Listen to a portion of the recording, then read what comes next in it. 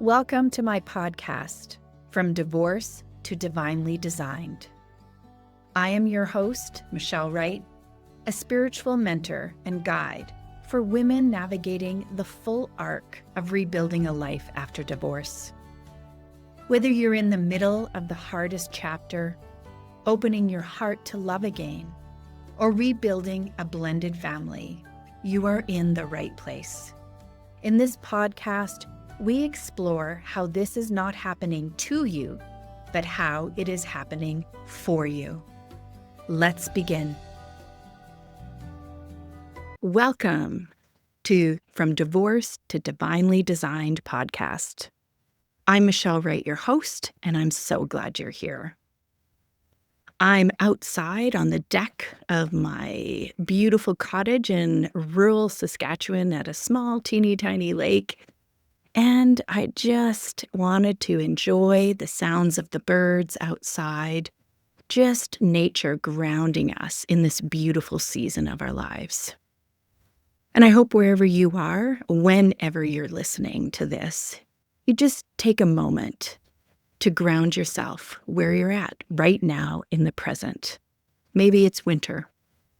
Maybe it's fall. It doesn't matter. There is glory and joy and just heart-filling experiences in each season and each place that you are at. And that's kind of an underlying theme that I want to talk about today. I had a beautiful question dialogue happening with one of the people in my Instagram. And it was really talking about the waves that happen emotionally, where you're thinking that to the point of you're absolutely exhausted. You're exhausted mentally, physically, emotionally. And is this normal? Did I go through it? And the answer is yes. And I actually found any transitional point. Now, divorce is a huge one. So from divorce to divinely designed, let's tag into this. But I can tell you that I had a very similar experience when I was transitioning my career. So it's huge life transitions that bring us to these points. And first of all, what's happening is we're in a place that's brand new. So if you're in divorce, for me, was in divorce, it was brand new. I didn't know where I was going. I didn't have any projection of where I was going, and I was tied so deeply to the past with anger, frustration, hurt, confusion, just so many emotions. Why am I here? Why me? Why not someone else? How did this happen? I just had all of these questions. So that's one of the first things, is our mind, in trying to really find the answers, just starts to spin and just continues looking. And often there isn't one answer. There isn't a clean, this is what happened, this was the steps, this is how it went. Now, when we tell our stories, we clean it up so we can tell our story in 2-3 minutes. But the truth of it is, it's years. They say 2 to 5 years that women know that they need to divorce or that a divorce is coming before it does. And if you're not one of those people, then what you're coming into is an absolute tower moment. You didn't see it coming. It is a shift, and it's just blown you out of the water. So either way, one of them, you know it's coming. Another way, you're blown out of the water, and there you sit. Even though you knew it was coming, you're trying to sort through and figure out, and that's what your mind does. And as it can't find a solution and how to move forward in this new identity, because now you have to understand you're moving from a married person. So good or bad, you knew what was going to happen in the morning, at night. There was a pattern that was evident in your life, in your marriage, with the people you're at. Now, all of a sudden in a divorce, that is thrown out of the water. Everything has changed. Your daily routine, often where you live, how you live, so access to finances, access to the same home, the same friends and family, the same supports you had. They're all shifted and changed in some way. Now, sometimes they really have shifted, and sometimes they've shifted in our mind. So I'm going to be talking about that. Now, the exhaustion, I'm going to first say is real. Let's talk about your body. The exhaustion comes from your body and your nervous system. Our nervous system is here to keep us safe. It has key reactions. It puts out the adrenaline and cortisol to keep us safe. When there is danger and shifts, it goes on high alert because it's going, oh my goodness, we are in danger and we must live. And I would say divorce, a huge tower moment like this, whether you did see it coming, whether you chose it or didn't, puts you in that framework. Your nervous system is on high alert. Your adrenaline, cortisol is just filling your body, doing whatever it can to support you and help you.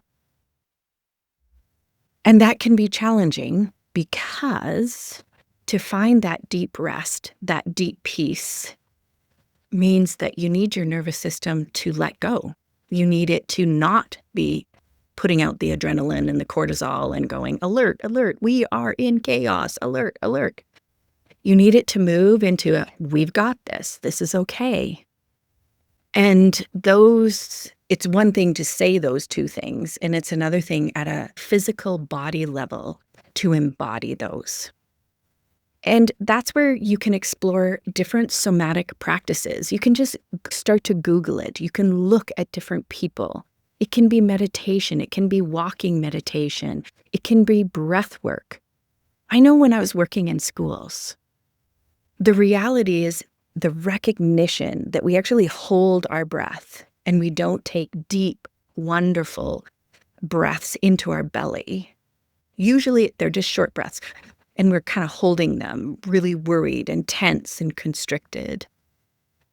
So if you're looking how to send your nervous system responses, how throughout your day, and find moments. I know when I was in the middle of being a principal in a school, it was chaotic. Huge school, lots of kids, parents, teachers. I intentionally carved moments out of my day to just sit in my office and just breathe. I would just breathe. That's what I focused on, my breath going in and my breath going out. And I knew from research that it actually changes your amygdala, your brain. It actually changes it so that it calms it. It allows the adrenaline to go down. It allows different neurons and synapses to be formed. And just going back to a spiritual perspective of that, when you connect to your breath, you connect to your body, you connect to your soul and your heart. And even if it is broken, if it is confused and doesn't know what's going on, you can be in that moment with your soul and just say, I'm breathing. I'm okay. I'm breathing. My breath is the beginning of my life, and I'm going to start with that. That's such a powerful place to start from a spiritual perspective. So that's your body. Now we have our mind. Our mind is searching for answers. At a time when our identity has shifted and our life has shifted, we're not in the same place, so we don't have the answers. And it starts to be a loop that your mind goes in. It just swirls and swirls. It keeps you up at 3 a.m. It gets you up at 5:30 a.m. It's just swirling because it is searching for the right answer. And I say capital T-H-E, the right answer. And the truth is, right now, you don't know the answer. You don't know who you are. You're in the midst of a big transition. If you use the analogy of the butterfly, you've moved from the caterpillar. You are now in the chrysalis, in the goop. You are formless. You are goop. And you're trying to figure out what is happening so that you can get to that butterfly. But in the goop, you don't yet know. So your mind is trying to create form for you in this goop.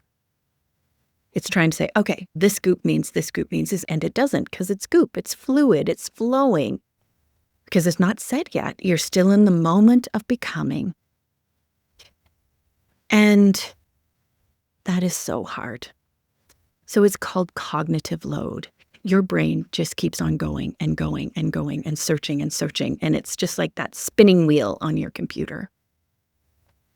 And so you have to disconnect it. Right now, your brain will not have all the answers.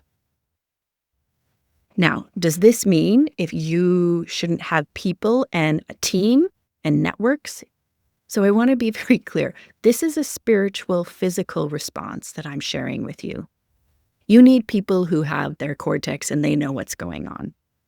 On your team, if you're just getting divorced, I would have a lawyer. I would start connecting with a lawyer so that you know what is happening and what your choices are.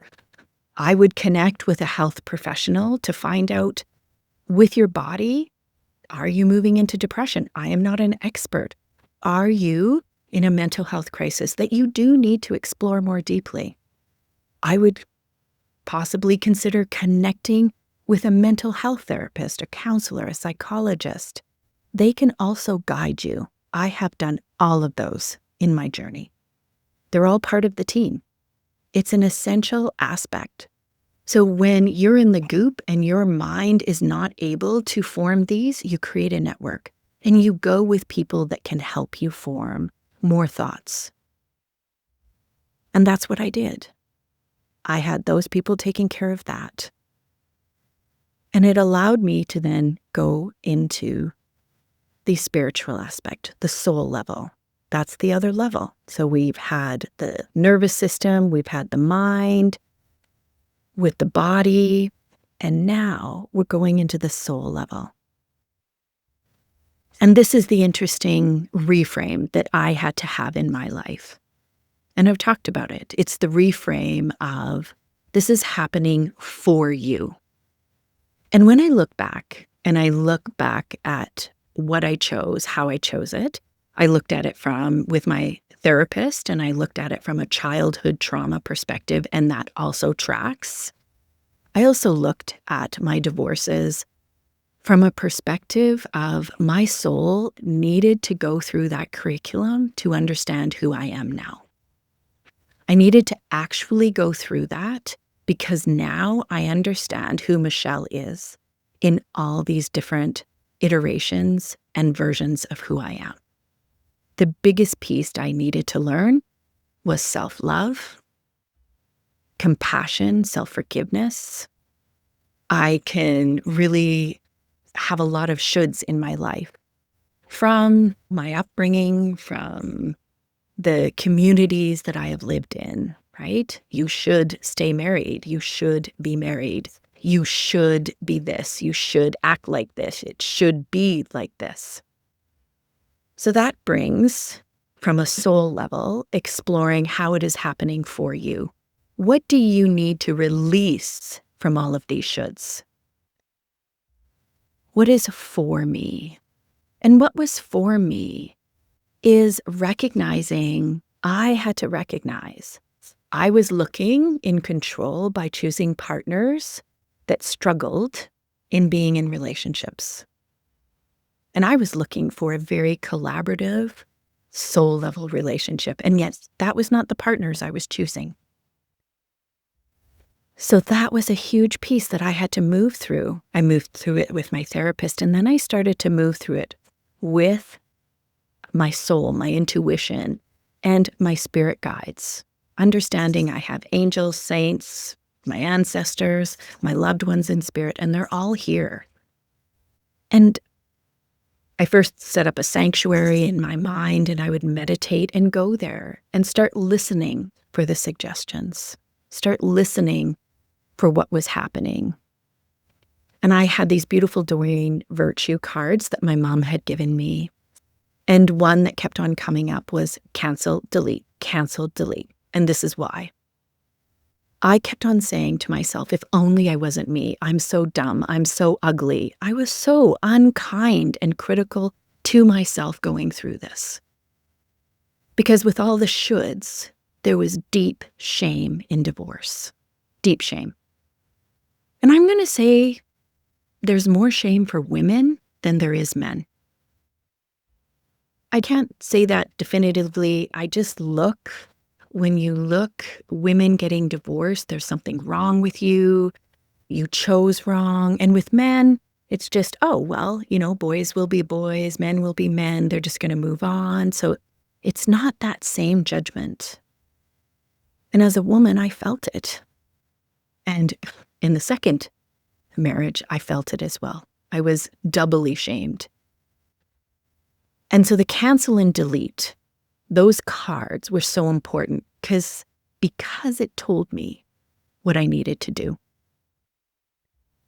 I needed to continue breathing. I needed to continue exploring and allow with my mind. I didn't know the answer, so just relax my mind and say, I'm just exploring it. I don't know yet. And with my soul and using the cards, be curious about what cancel and delete meant. And I knew right away that's what it meant. So every time, because it had become a pattern of self-talk for myself, was saying unkind words to me in my head. And if you know me, I would never say unkind words to people. I encouraged people.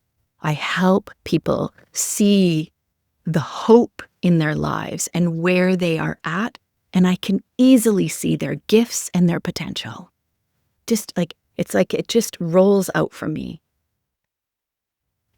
And I really had to learn how to turn this inward for myself. I was doing it for the people around me professionally, as a teacher, as a leader in a school, as a principal in a school, and then a principal at a division level. Easily, I was doing that. How could I do that for myself personally? And so the cards was a gateway to my soul, was a gateway to my intuition, was a gateway to curiosity and connecting with the divine and shifting it from an understanding of God within a Catholic perspective, Catholic Christian perspective, and expanding it way past that. More to just this universal collective that was not within any one religion, just this sense of something bigger than I was. And those cards for me were that gateway. Those cards for me became a process of meditation, of breathing, of surrender, of peace. Those cards for me became a process of curiosity. So we would take out just a journal, and that was just something I bought at a dollar store. It wasn't this beautiful thing where I kept what was happening to me all day. Nope, this was this dollar store where I could just write every idea that came down. I could write in big letters. I could spill out all my worries. I could spill out all my dreams and my wishes. And I did. And it was a slow process for me. And I think the reason why it was so slow is I resisted. I resisted loving myself. I resisted surrendering and trusting that this was for me. And instead, I stayed in the contracted belief that something was wrong with me, and I stayed in the shame. I stayed in this idea that two people didn't love you, so how could that be? How could you be worthy of anything? And it's once I was willing to hold that and go through it. And isn't that's the hardest thing? Because this question is, how do you do it? It takes the time that it takes, and you just have to hold it. So when you're in deep grief and crying for what you no longer have and the dreams that you no longer have, that your life has literally blown up, you are in grief. You need to give yourself that grace of grief. You need to take care of yourself. You need to nurture yourself and be in that space. Do not fight it. Do not be tough. Do not be, as a woman, I can handle anything. Yes, you can. By holding it, honoring it, you allow yourself to go through it. And that's why it took me a long time, because I put it in this nice little tough shell and put it over here. And I was doing kick-ass in my career, and I was doing kick-ass as a parent. But I struggled as a woman. I struggled as Michelle in this world. And as I allowed myself to really lean in to who I was and listen to what I loved. And there's another thought leader, Marie Manucherry, and she is an intuitive healer. And she talks about that, and she talks about joy. It's the simple things. It's the beautiful flowers on my deck. So I will look at their amazing colors and just sit in joy. And I had to learn and teach myself how to do that again. I had to teach myself what joy meant in this new identity, instead of feeling the emptiness, the silence, and the grief. Where was the joy? The joy was when my kids were with their dad, I had some time to explore. So I started taking some card classes. I started going on trips. I started doing different things that were just for me. And I didn't need to feel guilty because the kids were with their dad. So I started looking and perceiving the world around me differently as I held myself through it. Did I always do it? No. Did I flip back? Yes. We're going to flip back. And it's really about how do we get back to this place? And I have seen the same evolution of my mind, my body, this exhaustion. As I said, as I shifted careers, I've seen it in my husband as he retired. And it really is getting in touch with your body and understanding when it's under stress, understanding what you need to calm it. One of the easiest things for me now that I know to calm my mind, I will listen to a book on tape. And I can re-listen to books on tape, and I will color by numbers.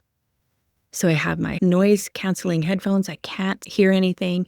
And I'm just slowly going through, seeing these beautiful colors in these pictures emerge. And I just get such a thrill. I'm just like, oh, so gorgeous. It's so beautiful. Meanwhile, my mind is not swirling. Sorry, I have a fly around me. My mind is not swirling because it's listening to this book on tape. So this is how I find myself giving myself a break, getting my mind involved in something else. And my nervous system settles. My body settles. And I reconnect to my soul. And then it is easier to sit in meditation. It is easier to go on walks. It is easier to be curious. I love nature, so you will see lots of nature as you're with me. And I love the animals that come.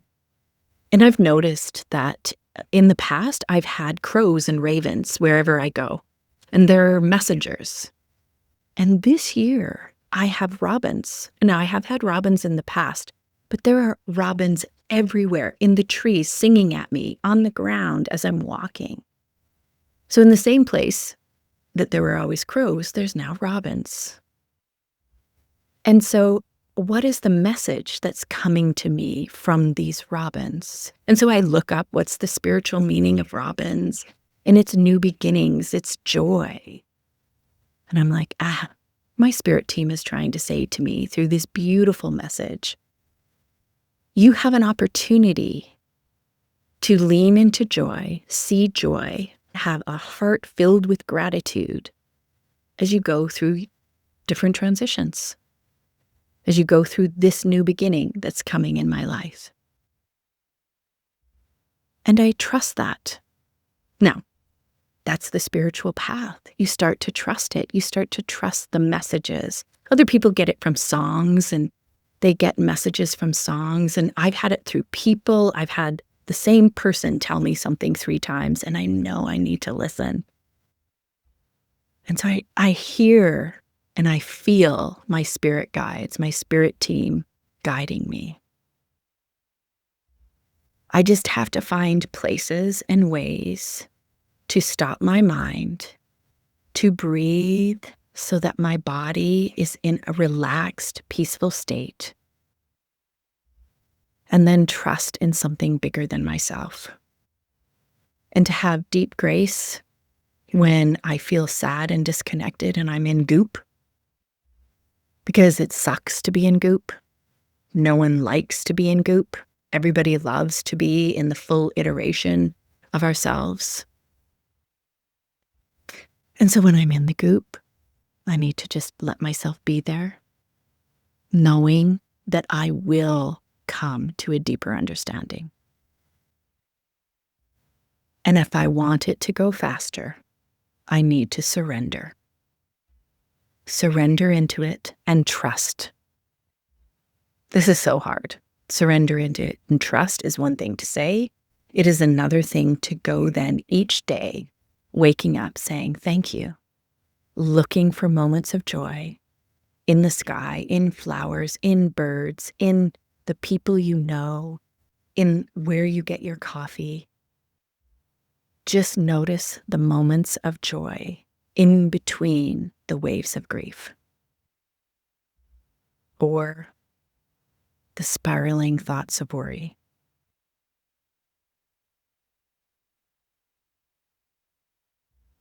It's a tough journey. And it's hard. And it sucks when you're going through it. And I think there's this idea that when you're in the middle of all of this pain and Goop and unstructured living, you see all these other people living a life that you wish you were living. And I've recently had this teaching, and it talks about that when we see that, when we have this envy of wanting to be in that place, that is our soul's compass. It's telling us where we want to go. And then it's leaning in as we surrender, asking, getting curious, how do I get there? How do I get there to that place? And I know after 2 marriages, and I was in this place, single mom of 2 kids, and I had success in my career, in my parenting, and co-parenting. I knew that the next area I wanted success was with a partner. I knew I was made to live in partnership, walking with someone collaboratively in love. And I had a beautiful card reader talk to me. First of all, they said, Michelle, do you even believe in love? Because I need you to, at this moment, even think it's possible. So that was a big aha. Michelle, you don't believe in love. So that's another podcast. I'll talk to you how I did that. But I started then to recognize and be curious, how do I get there?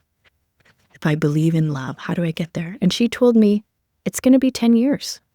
I'm like, what? 10 years? And I thought, this can't be true. And I didn't believe her. It ended up being 10 years. So we can collapse time. That's quantum physics. It's amazing what we can do. And it's really comes down to our surrender, our trust, and our belief that everything is happening for us. So as we get curious, as we heal, as we release, and as we lean in without judgment, that we are here to learn and every experience offers us a pathway. We can get there. I hope this was helpful for you. And I'm thinking in mind of this one beautiful person and anyone else who finds themselves listening to this and wondering because you're in the same place. I have a free space on my Instagram. It's called The Sacred Portal. So if you're looking for some guidance, you can go there. If you want to go deeper and ask questions specifically for you, I have the clarity session. And if in my DMs you say, I heard this on your podcast, Michelle, I will give you 50% off. So just DM me and say, heard this on your podcast. I will give you 50% off of a clarity session.